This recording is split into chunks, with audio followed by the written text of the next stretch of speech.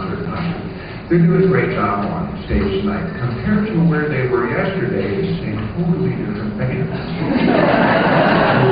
I like this band. I'm glad the other one from yesterday didn't show.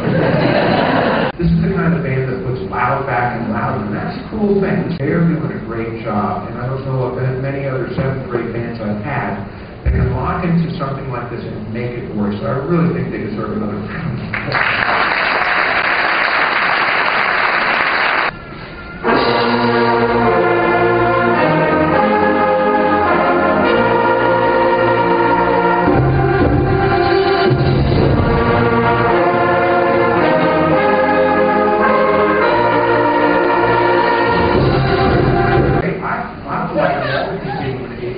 We're on the grow right now in more ways than once. We're watching the quantity and the quality increase. And how cool is that? This is a really special time for South Riding.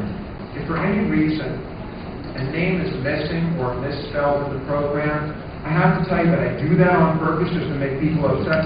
It's my accomplishment to you. If you see that there's an error, please bring that to my attention, and I will print out a new program for you that has the correction just for you.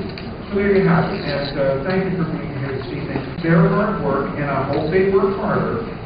Two things I've shared with them today. I was really pleased with the fact that they were all here yesterday on the drop of an email. That's outstanding. And I can tell you, every single one of them on stage and in class always work hard. There's just not a doubt. They come in, they do their thing, and they do it to the best of their ability. What I want them to do is do it to the better of their ability, and that means they should be playing for you at home too. I want for them to come home and play for you. And when they come in, they will play better for this group, and people will really start to play. They're off to a great start, and I want to keep that ball rolling. So thank you for everything you've done. My hat's off to you. They're a great bunch of people, and I hope they continue.